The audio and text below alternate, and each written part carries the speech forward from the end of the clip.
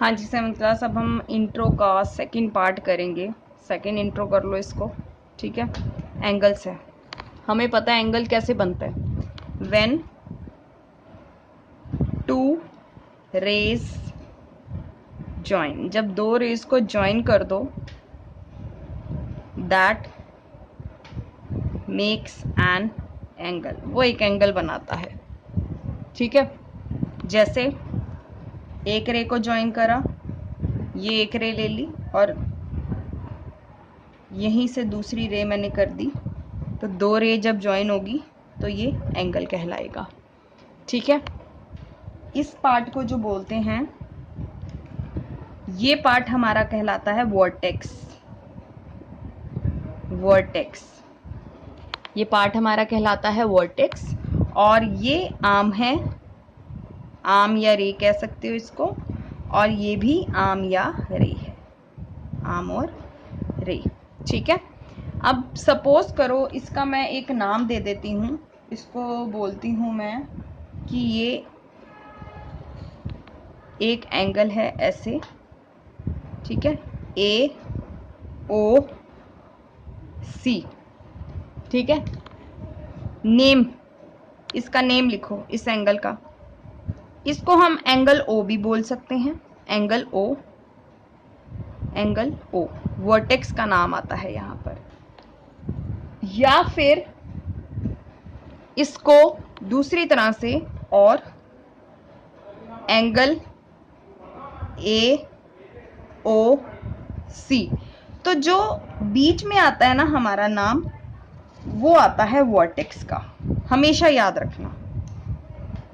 AOC भी लिख सकते हो आप, COA भी लिख सकते हो, इन दोनों का मतलब एक ही है, ठीक है।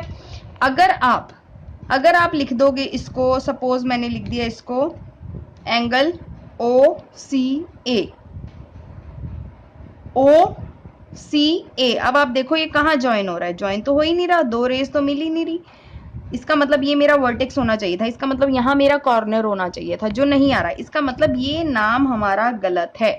हमेशा जो वर्टेक्स होगा, जहां ज्वाइन हो रहा होगा ना, वो चीज हमारी सेंटर में आएगी। एक आर्म का नाम इधर आएगा, एक रे का नाम इधर आएगा मेरा, और दूसरी रे का नाम दूसरी साइड आ जाएगा।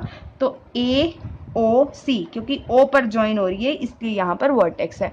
तो प्लीज फिगर्स जो हैं ड्रॉ करना आप पेंसिल से, बिना पेंसिल के इसको, मतलब पेंसिल से ही ड्रॉ करना, पेन से मत ड्रॉ करना, ठीक है। और जो रिटन पार्ट है वो आप ब्लैक या ब्लू दोनों पेन में से किसी से भी कर सकते हो, उसमें कोई दिक्कत नहीं है। यहाँ पर इंट्रो पार्ट 3 करेंगे, जिसमें कि हम करेंगे टाइप्स ऑफ एंगल्स। इसमें हम करेंगे टाइप्स ऑफ एंगल्स, तो मैं यहाँ लिख देती हूँ टाइप्स ऑफ एंगल, ठीक है। टाइप्स ऑफ एंगल के लिए हम जो है, कितने टाइप्स के एंगल होते हैं देखो।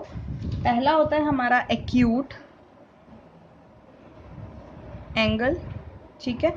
फिर मेरा आता है ऑब्ट्यूज एंगल, राइट एंगल, ठीक। उसके बाद आता है मेरा स्ट्रेट,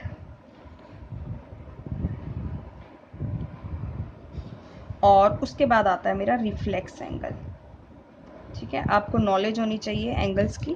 अब देखो एक्यूट एंगल कौन सा होता है मेरा। एक्यूट एंगल वो एंगल होता है जो 0 से लेकर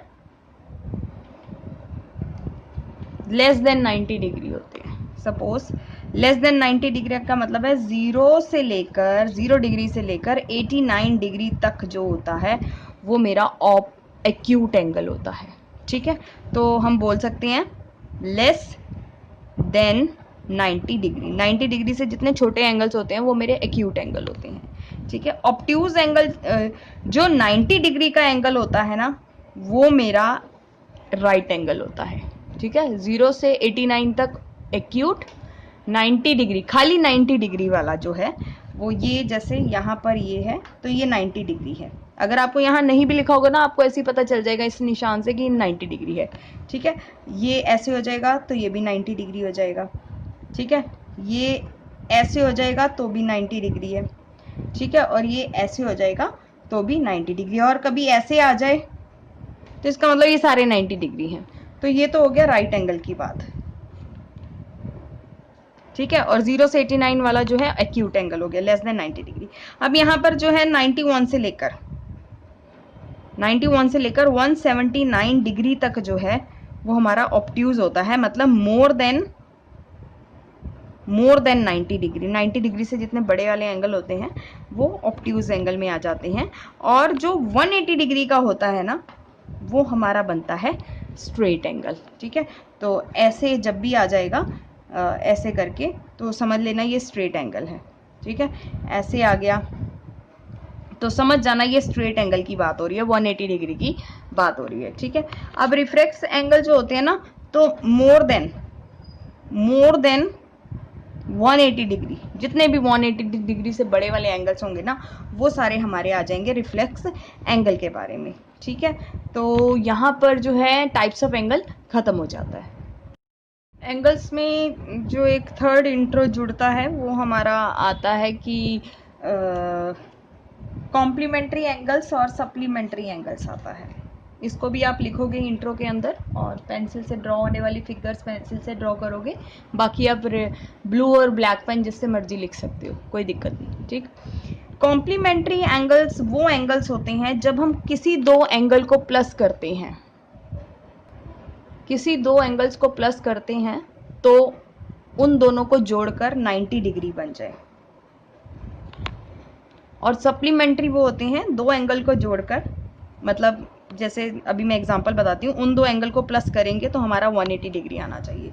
तो ये तो हो गया आपकी एक निशानी कह लो कि कॉम्प्लीमेंट्री एंगल्स की बात करिए तो दो एंगल को जोड़ के 90 डिग्री आना चाहिए, और सप्लीमेंट्री की बात करिए तो दो एंगल को जोड़कर आपका 180 डिग्री आना चाहिए। अब इसके डिफाइन की बात करते हैं, तो डिफाइन में हम लिखेंगे when the sum of the measures of two angles is 90 degree. The angles are called complementary angles.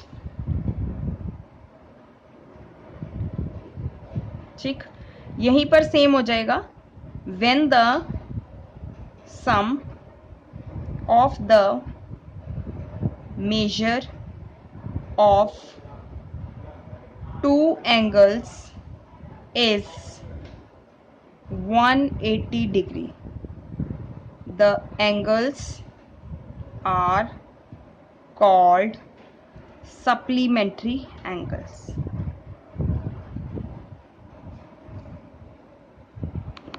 ठीक, अब इसमें देखो आप एक चीज़, अगर मैं यहाँ पर लिख दूँ कि ये 50 डिग्री है और ये 40 डिग्री है, तो मुझे 40 डिग्री है, इन दोनों को बताना है कॉम्प्लीमेंट्री है या नहीं। तो सिंपली मैं क्या करूँगी, 50 degree plus 40 degree equals to 90 degree.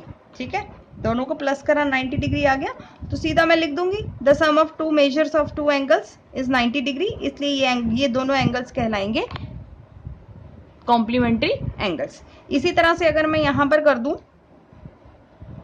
80 degree और यहां पर कर दूं मैं 100 डिग्री, ठीक, तो सेम ऐसे ही हो जाएगा, 80 प्लस 100 कितना हो जाएगा 180 डिग्री, और दो एंगल को प्लस करने पे जब आ जाता है तो 7th क्लास 4th इंट्रोडक्शन में जो आपका आता है वो है एडजेसेंट एंगल्स। एडजेसेंट एंगल्स, अब हमने एंगल्स की बात कर ली, एंगल्स का हमें पता चल गया एंगल्स क्या होते हैं, हमको पूरा आपने डिफाइन कर ली अच्छी तरह से, आपको पता चल गया। अब जब जिसको एंगल समझ आ जाएगा उसको एडजेसेंट एंगल भी समझ आ जाएगा।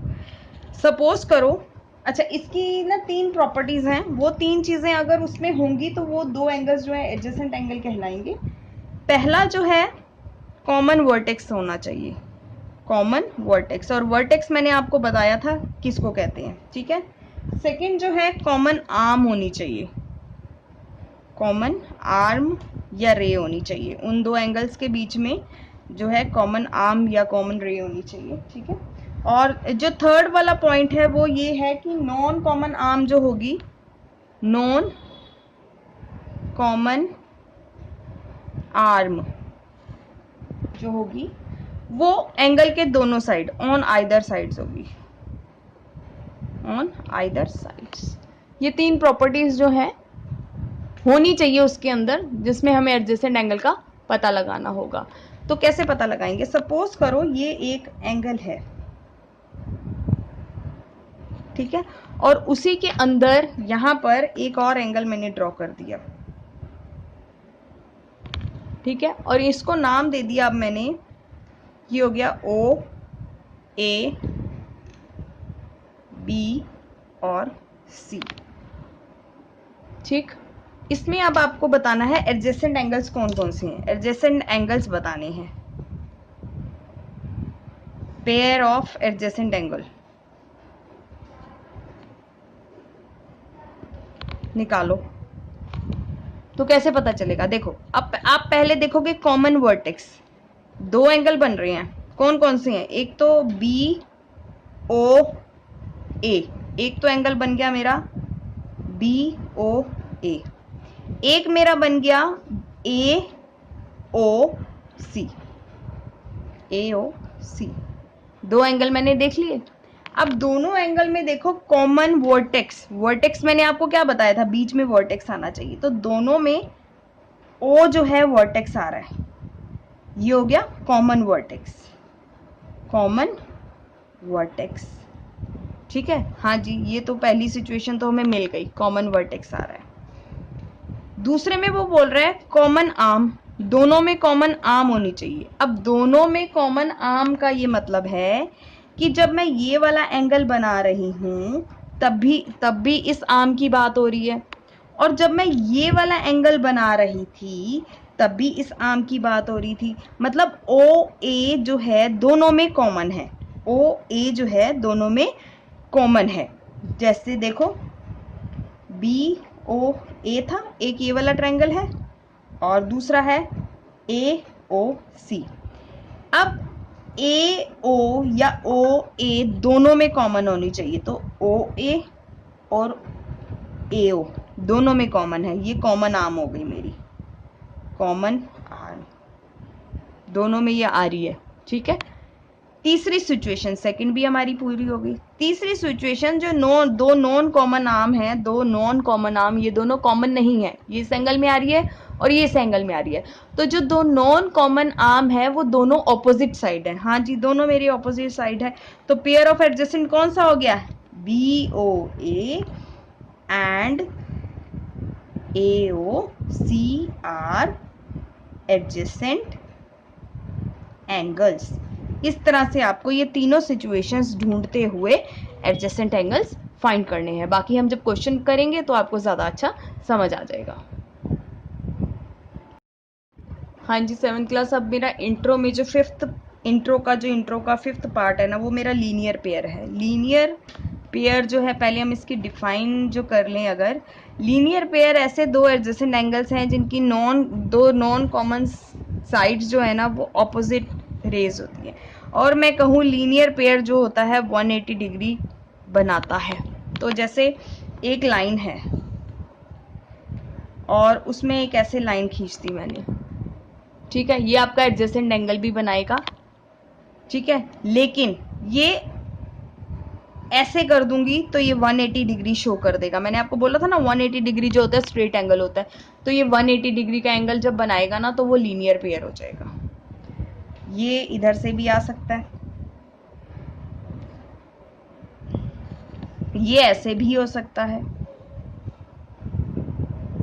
और लीनियर पेयर में एक से ज्यादा लाइंस भी हो सकती हैं ऐसे। ये लीनियर पेयर है, तो ये सारे 180 डिग्री जो एंगल बनाएंगे आपके स्ट्रेट लाइन पर, वो लीनियर पेयर होता है। तो इसको जब हम क्वेश्चन सॉल्व करेंगे, इसमें एक्चुअली वैल्यूज निकालने वाला होता है। जैसे ये 50 डिग्री दे रखा है, यहाँ एक्स की वैल्यू निकालो, इस तरह से इसके क्वेश्चन आते हैं लीनियर पेयर के। तो यहाँ लीनियर पेयर का इतना ही था, और इसके बाद जो है हम करेंगे लास्ट इंट्रो जो है इसका, आपका लीनियर पेयर के बाद जो लास्ट इंट्रो है एक्सरसाइज में, वो है vertical opposite angles. 7th class. अब दो इंट्रो है, 6th और 7th। पहले वर्टिकली ऑपोजिट एंगल है, फिर इंटरसेक्टिंग लाइंस हैं। तो वर्टिकली ऑपोजिट एंगल्स देखो, जब दो लाइंस आप क्रॉस ऐसे बनेगा, ठीक है, और उसमें क्या होगा कि आपका वर्टिकल ऑपोजिट एंगल में ना, आपका जो ये वाला एंगल है मतलब ये वाला जो एंगल होगा हमेशा, ये वाला जो एंगल होगा ना हमेशा इस एंगल के इक्वल होगा।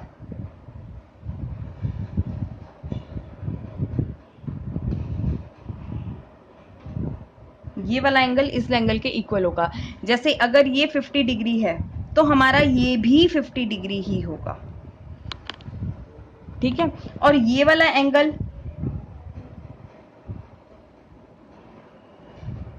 ये वाला एंगल जो होगा इस एंगल के इक्वल होगा। दैट मीन्स अगर ये 120 डिग्री बोल रहा है ना, तो अगर क्वेश्चन में आया है कि इसको निकालो तो हम बोलेंगे ये भी 120 डिग्री है, क्योंकि ये वर्टिकल ऑपोजिट एंगल है। इसका रीजन ही यही लिखना है कि ये वर्टिकल ऑपोजिट एंगल्स है, ठीक है। तो ये किसी भी आपको आ सकता है, ये दे रखा है आपको 72 डिग्री और ये निकालो, तो हम लिखेंगे 72 degree is equal to 72 degree. क्यों? क्योंकि वो वर्टिकल ऑपोजिट एंगल्स है, VOA भी बोल सकते हो आप, वर्टिकली ऑपोजिट एंगल्स का। इसी तरह से इंटरसेक्टिंग लाइंस है, जब दो लाइंस जो हैं एक लाइन दूसरी लाइन को कट करेगी तो वो इंटरसेक्टिंग लाइन बन जाती है। जैसे इसी में ही लगा लो, एक लाइन ने दूसरी लाइन को कट करा तो ये इंटरसेक्टिंग लाइंस है, इंटरसेक्टिंग लाइन, ठीक है। इंटरसेक्टिंग लाइन तो है। अब इस इंटरसेक्टिंग लाइन में जो है ये जो जहां पर कट करेगी ना, ये कहलाएगा पॉइंट ऑफ इंटरसेक्शन, ये कहलाएगा पॉइंट ऑफ इंटरसेक्शन। अगर यहाँ सपोज A माना है तो क्वेश्चन में आ गया what is the point of intersection, तो A is the point of intersection, ठीक है। तो A पॉइंट जो है वो, या O पॉइंट जो है इंटरसेक्शन, पॉइंट ऑफ इंटरसेक्शन है। इस तरह से क्वेश्चन आ सकता है। जैसे अभी एक्सरसाइज में क्वेश्चन आएंगे आपको पता लग जाएगा इंट्रो से रिलेटेड जो जो हमने पढ़ा है वो कितना आपको कहाँ लगाना है और किस ढंग से लगाना है। प्लीज इस सारे इंट्रो को आपको नोटबुक में लिखना है। नोटबुक में लिखने के बाद ही आप एक्सरसाइज स्टार्ट करोगे और प्रॉपर पेंसिल एंड स्केल से आप फिगर्स ड्रॉ करोगे। कोई भी बिना पेंसिल स्केल के फिगर ड्रॉ नहीं करेगा। पेन से तो कर मत लेना क्योंकि मैं क्रॉस कर दूंगी, ठीक है।